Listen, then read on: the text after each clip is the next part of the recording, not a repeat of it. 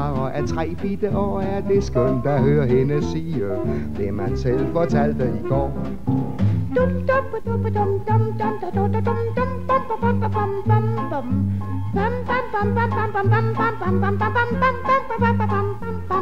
Når man har en sød lille pige, er det helt umuligt at blive helt ked. Jeg er ikke bleg for at sige, det er ægte kærlighed. Bam, bam, bam, bam, bam, bam. Bam. Oven på sådan en sang her kan man jo godt blive lidt brødflov, så hvad med at gå sammen med mig ud i køkkenet og se, hvad vi kan finde på derude. I dag skal vi prøve noget frygteligt nyt og noget henrivende nemt i tv-køkkenet. Og vi har fået den lille, søde, henrivende, travle husmor, fru direktør Gurli Margrethe Jespersen, herind for at lære, hvordan man gør. Goddag, fru Gurli Margrethe Jespersen. Undskyld, jeg sagde ikke direktør til dem, men jeg synes, vi skulle... Lad os blot kaste bort titlerne. Jeg håber, min mand kan se mig. Ja, det kan han sikkert, søde lille. Kald mig blot Jesper. Ja, Jesper. Se, nu skal de høre her. De har jo sikkert tit været ude for den frygtelige situation, at det pludselig banker på deres entrédør kl. 2:30 om natten, og deres mand, sådan har vi det jo ikke alle sammen. Deres mand kommer hjem med 63 af sine gode venner inden for skakklubben. De er alle sammen frygtelig interesserede i en sønderjysk stang. De er jo sultne efter den hårde kamp. Og hvad gør de så? Har de en sønderjysk stang? Nej. De har selvfølgelig alle sammen, det har vi jo, en elektrisk mixer i køkkenet. Vi har en eller 2 elektriske bageovne, en skopudsemaskine og en opvaskemaskine og en lille rulle brænde til at bide af.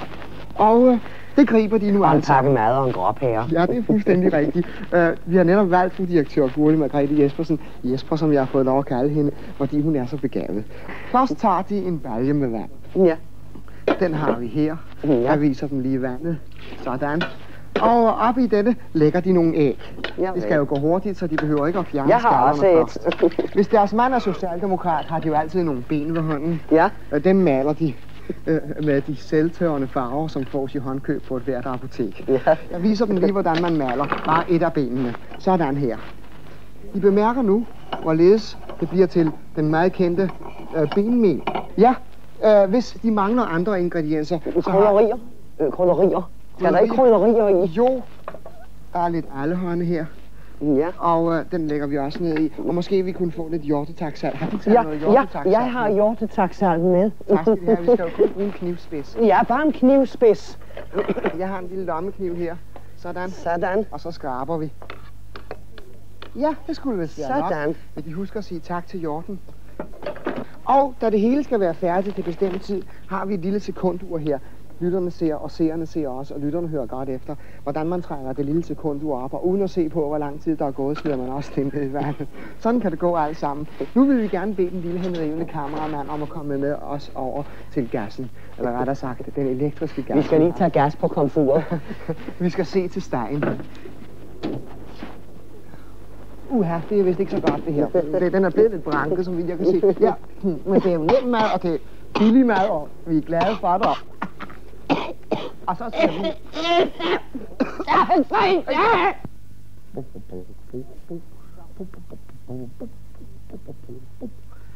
De ønsker. Jeg vil gerne have fiskefilet og kartoffelsalat. Skærner. Hvad var det, han sagde?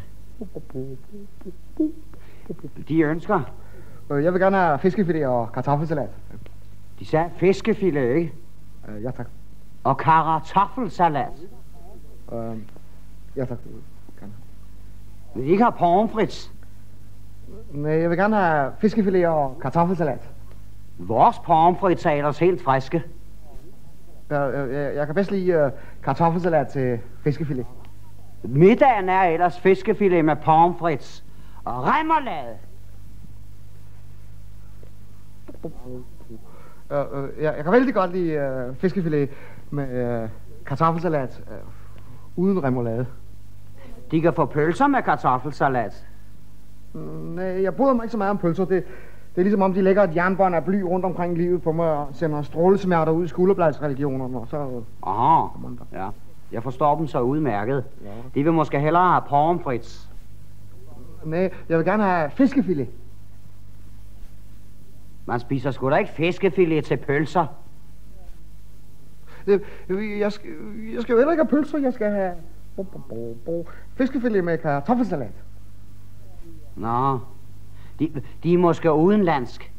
Sie müssen doch nicht our Lensixtings. Nej, dog. Jeg er dansker fra Kolding, det er lige over Hængebroen. Der er sgu da ingen danskere i Kolding, der spiser fiskefilet med kartoffelsalat. Sådan en hængebro. Hvad er det, du skal have, Marker? Goddag. Jeg skal have fiskefilet med kartoffelsalat. Hvorfor kan du ikke bruge mandens pomsefritter ligesom os andre? Jeg kan bedst lide kartoffelsalat til fiskefilet. Tegner du også på lokummerne? Man kan sgu da ikke tegne med en fiskefilet. Hvis der er remoulade nok.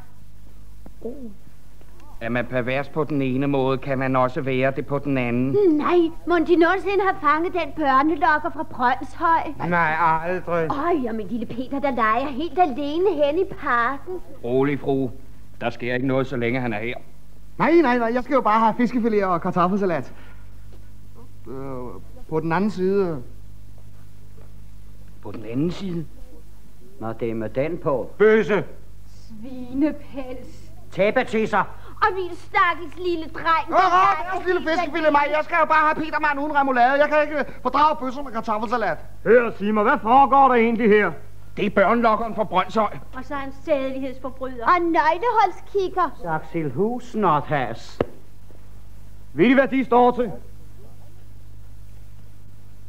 Fiskefilet med pommes frites og remoulade.